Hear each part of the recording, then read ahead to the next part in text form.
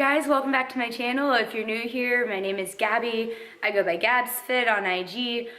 So I'm here today to do a little Q&A. You guys asked a lot of really good questions. I am super excited to answer them. I'm probably gonna organize it as like fitness related, life related, and then other for questions, just so there's a little bit of organization here and I'm not just like all over the place with everything. So cool, let's dive into these. All right, y'all, we are here. We're going. Q&A is beginning now. Reading them off my phone. I didn't take the time to write them down, sorry. First question, what do you consider cheat meals? Do you ever have takeaway or eat out? So y'all, I currently don't make enough money right now to have takeout. If I do go out, it's like to Salada or something, and that's like a $10 salad. I don't have the funds to be doing that and have that luxury. So as of right now, I don't. When I worked a lot more, I would usually go to Salada or Chick-fil-A maybe like 3 to 4 times a week. But cheat meals, so for me a cheat meal is like if I have a burger and fries, that's just one meal. I'll usually spend like that day kind of like roughly estimating where my macros should be. So if I want the cheat meal to fit, I can make it fit. But if I know I'm just gonna have an unhealthy meal and I don't feel like tracking, I don't beat myself up for not tracking. I'll just eat the burger and fries and dessert and call it a day. Do you always track your macros? Oh, perfect. So as of right now, I currently track a lot. It's not because I'm prepping or anything, it's just I've learned better measuring my food if I track them for a while and then eventually get to the point where I know what a general amount looks like and what the general macros would be for it, but I'm not like religiously on MyFitnessPal tracking my stuff. Another question, what are some ways to increase protein intake? So I eat a crap ton of protein. I don't mean to, it just happens, but I guess the best way, at least for me, on how I increased my intake was that I made sure I had protein with every meal, like whether that was a protein shake or grilling up some chicken or fish or whatever. I think you kind of just have to get through the phase of incorporating it a lot and then eventually it'll become more natural to consume it. I also eat a lot of protein bars slash cookies, like Lenny and Larry cookies are really good for protein. Granted, that's a meal in one for some people. To me, that's a snack because I like food. But I think that's one of the better ways to increase is just always have a protein snack on hand or make yourself have a shake if you realize, oh, I just ate a couple meals, I haven't had protein, you don't want to make a whole meal, have a simple shake, throw some protein in there. Also, I do think adding protein in your coffee helps. I do that every morning. It's nothing fancy. I don't have a specific protein that's dedicated to my coffee. I just mix in some protein, like a half a scoop, so it's not too like protein-y for my coffee, and then I just drink that, and that's already like 50 grams that I'm consuming first thing. And y'all, it's really cold in my house, hence like the sniffles and my nose being pinkish. It's really freaking cold in here. That's a good one. What's the best way to figure out your own personal macros? So I didn't do much research into this. I mean, I looked up if I want to put on muscle, what should I be consuming? If I want to lean out, how should my diet look? To that extent, I didn't take classes or anything. I'm not a nutritionist. I'm not a pro at any of this stuff. I just like do simple research. But MyFitnessPal, when you create it, you can put in your goals and what you want to do and how active you are, and it gives you a pretty good estimate on numbers on where you should be for protein, carbs, fats. If you buy the premium, I don't have it, you can get more in depth with your macros. But once you have that set goal and you stick with it, you can go in there and modify your own diet. So for me, I stuck with what MyFitnessPal told me originally when I started this account, and my goal was to lean out, to lose like 5 pounds, and it had me at like 16 to 1700 calories a day. I want to say like maybe 20% protein, like 20% fats, and then 60% carbs, something like that. But yes, to find out your own personal macros, I highly suggest that you kind of do the research for yourself, because yes, it's cool to reach out to people on Instagram who maybe create these guides for you, but at the end of the day, like, I feel like it's really good knowledge for you to have on your own and not have to rely on somebody else to create it for you. Just in case, like if you do want to mix things up and you do want to change things, you don't want to have to like pay or reach out to make your own decisions. You should be able to be like, you know what, I've been on this diet, if I modify this, I can look like this, because you took the time, did the research, and you're learning things on your own. I think this journey for fitness and like a healthy lifestyle, yes, it's really cool to have inspos, but at the end of the day, I think everybody's goal should be able to make healthy decisions on their own account because they have the knowledge from what they've been working on and doing. I have a couple workout questions, so let's do some of these. What can you suggest for motivation to attend the gym? So I don't want to say that you can't achieve your goals physically by going to a gym. For a long time, all I did was work out at home. Because I have dumbbells here, I have a treadmill here, a very small barbell that's like an easy bar, but I think you can achieve your fitness goals from home. It just depends on how extreme you want to get, like how much equipment you want to purchase. Stop. But if your overall goal is just to be physically healthy and fit and able to go upstairs without dying, you can achieve that at home. What I like about going to the gym, however, is you have people there who are supposed to have knowledge on how to lift, so it kind of helps you get out of your comfort zone of asking for help. And I think it also helps build your confidence because you're not just growing like in your own little bubble, but you're growing around other people, and other people at the gym have a hard time being there as well. So I guess the best way to motivate yourself is you only grow when you're out of your comfort zone. If you're not comfortable going to the gym, how are you gonna get over that? Get your booty to the gym. Look at it as, I'm gonna go to the gym because I wanna work on my self-confidence, not just physically, but being around people and achieving my goals no matter who's watching. You can't do that if you stay at home. You gotta go to the gym to do that. Oh, I forgot this one. What does your basic daily meals look like? Do I meal prep? I do not meal prep. I'm on whether to do it because I don't buy the groceries to do it on the first go. I buy enough to eat. But I usually only cook my breakfast, my lunches, and then I live at home, so my mom cooks dinner sometimes, so depending on what she makes, I'll eat what she made. My basic meals though, so for breakfast, I normally have protein coffee. If I'm going straight to the gym, if I don't plan on eating, I don't like to eat a ton before workouts. If I'm going to the gym in the afternoon, I'll have like egg whites and spinach, a piece of toast, some peanut butter, a banana or blueberries. That's roughly, or like Kodiak pancakes and waffles at Shiz is great. I'll have that sometimes. So that's kind of what my breakfast would look like. Lunch, it's either a large salad with some chicken or like a turkey sandwich, or you guys always see it on my IG if you're following me. It's chicken, rice, and spinach, or chicken, rice, and vegetables. Super basic, but I mean, I've seen the best results when I keep it basic and keep it simple. So that's normally what I do for lunches.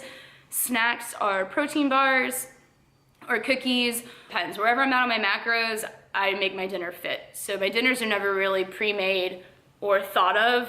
It's kind of just, oh, if I'm lacking protein, I need extra protein. Oh, if I'm lacking carbs, give me bread. So that's how I deal with my meal preps. Do you play any sports? I played a lot of sports, actually. Before I got to high school, I played volleyball, I ran track, attempted cross country.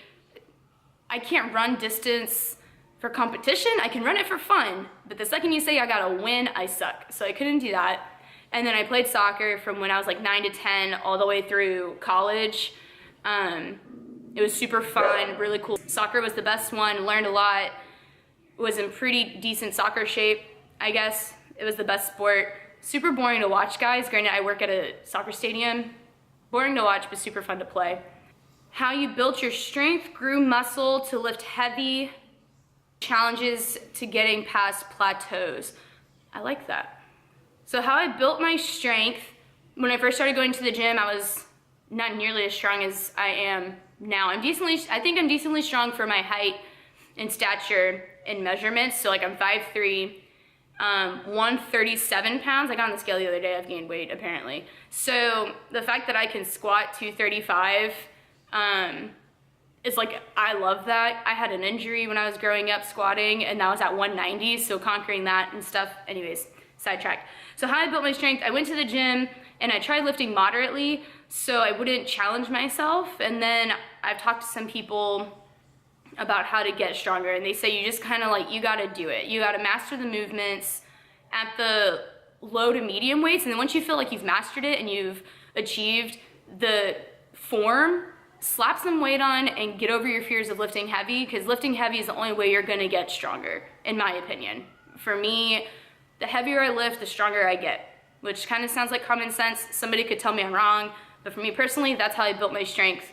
I like working out certain exercises until fail, so I get as heavy as I can, and then if I feel like my form's starting to slack, okay, you know where your peak is, move down a little bit, build that strength, and then try again, and you keep getting stronger from there. I hope that made sense. I grew the muscle to lift heavy. That's also with eating. So when I was eating only 1,700 calories, I wasn't getting stronger. I looked super lean, which was cool. I mean, some people like to look lean, I liked it. So when I was eating that much, I could not lift as much as I do now.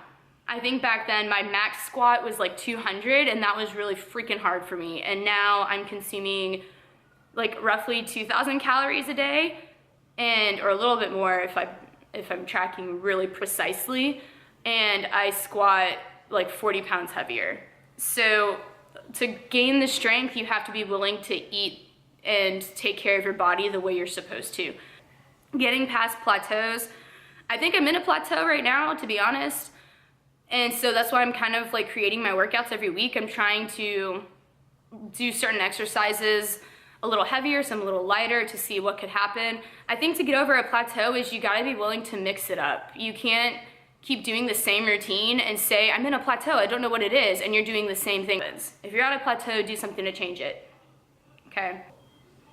I felt passionate about that. Nice. When training, do you do each exercise individually, then move on to the next, or do you rotate? I normally do each exercise individually unless it's a superset. Supersets, you do one and then go straight into the other one and then I rest. I don't do a ton of supersets. It's just not how I make my lifts for the week. So yeah, I train each one individually, then I move on to the next. How long are your workouts? How do you deal with insecurities? That's a good one. So my workouts, it depends. Leg days can be an hour or longer. Upper body days, so like 45 minutes. It really just depends on how long I want my rest time to be. I normally don't like resting, but I know I need it. So how do you deal with insecurities? So I used to be the person that would go to the gym in shorts and a t-shirt, like Nike shorts and a large t-shirt, because I was too worried about what I would look like lifting. And I had knowledge when I started this from soccer, but I was just like, oh, I don't wanna like offend people. I feel like it's too revealing. I don't want people to stare at me if I'm at the gym. And then like I would be in large t-shirts and shorts, and people would be casually looking in my direction anyways. Maybe they were looking in the mirror, maybe they were looking at the weights, they were thinking about what to do, or they were looking at me. My confidence came when I got out of my comfort zone, which I kind of touched base on in another question. To get over insecurities, I think you kind of just have to like own you and be you. You don't have to always be the girl that wears the tight leggings and the crop tops and goes to the gym and slams weights around. Like, you don't have to look like that to get gains, guys. You don't have to dress like that. So I think to get over insecurities in the gym, you gotta know that you're there for one thing and one thing only. That's to get stronger for you, to lift heavy for you, to break a sweat for you, to get this awesome lifestyle going for you. So I think I've touched base on all the food and fitness related questions. If I see any that I didn't address, I will probably throw it in here. I'm trying to be organized, I really am. It's just a challenge. Where all have you lived? I have only lived in good old Texas. Someone asked me if this was my house. Y'all, I'm a grad student with loans, bills, not a very high paying job. So I do not own this house. This is my parents' house. What made you want to start a fitness Insta page? What has been the hardest thing about it? So I started this page because on my personal page, I felt like I was being annoying because I went through a phase when I started going to the gym that all I was posting was gym selfies and like no workouts. I was that girl that was like, oh, look at my gains, I'm so cute, oh my God. And then like I didn't do anything with it. And then some of my friends who followed me were like, hey, like what are your workouts? You should post those, blah, blah, blah. And so like it took a few of those for me to be like, you know what? I don't want to annoy these people. I can make a whole other account to post about the gym. So I did, in hopes that like, you know, I love working out, this holds me accountable, It helps me just keep track of my own progress, but also because of the people who are asking for my help, I'm like, this is a great place to help them. They can just go look at my page. If they like a workout, they can try it. I think all of my lifts and workouts are very simple. All the weights can be modified. Like, I don't do anything extreme. What was the hardest thing about starting the Insta page? So Instagram wouldn't let me make it for like 3 weeks. It took me 3 weeks to get this thing up and running. And I think one of the bigger things that I think a lot of fitness people fall into every now and then is caring about the amount of likes and followers. So the original goal behind this was to motivate, inspire, and to help people. And also I incorporate a lot of my faith into this page because my platform is getting bigger. I have the opportunity to do God's work and spread his word and love through this platform, which is also another reason why I started it, was so I can really build my faith through it as well. So the hardest part really is like, do people really care about my content? Do people really pay attention to what I'm saying, what I'm posting? Why aren't this many people following? Why aren't these people liking it? Like, oh my gosh, what am I doing wrong? And like, you get into this game of, oh, I didn't post a booty pic, nobody's gonna like me. Oh, I didn't post a half-naked transformation pic, nobody's gonna follow me. And it's not about that. Like, I wanna motivate and inspire people, but I wanna do it my way, not the way that certain fitness inspirational people motivate other people. I think I can use my workouts and my faith and other things to inspire people, my dog's here, without having to go against my beliefs and morals and things like that. So that's the kind of the hardest part, is trying not to fall into the fitness trends of today, but sticking true to who I am and sticking to my main mission of this account. Where do you see yourself in 5 years? I saw this question, and honestly, this is like an interview question, and I suck at interviews, so this like kind of gave me anxiety. I guess I see myself, well, my plan is never God's plan, right? So this could be what I want, but who knows what God wants for me. So in my ideal world, I'll already have like a family, have a great job, doing what I love. That being what I really want to do, guys, is I really want to have a career where I help kids by using sports. So apparently it's like Boys and Girls Club or YMCA or something, but like using sports and my faith and my morals as a way to give kids a safe place to not just live a healthy lifestyle, but to also grow spiritually, and to teach them things about Jesus. That's my ideal job. I don't know what that looks like or where that is, but yeah, help kids love Jesus more through sport. How cool would that be? I'm hoping that's what I'm doing alongside like my awesome family and stuff, my athletic AF kids. What is my ethnicity? I am half Mexican. My mom was adopted. We think she's Italian and French. So there you go. And I'm white. Do I want kids? I do want kids. I freaking love kids, guys. I'm not the one that's like, I want 10 kids. I don't want 10 kids. I want like 2, but I do love children. Like, I babysat a lot. I coach soccer to little kids. I volunteer for youth ministry at my church with little kids. Freaking bomb. I love kids. They're so great. My thoughts on personal coaches. So I have nothing against personal coaches. I mean, I've seen a lot of posts lately about really doing research on what personal coaching is and what they should provide for you. And I've also been told, like, if you go to a personal coach with no background of like what you're wanting and what your goals are, it's really hard for them to help you.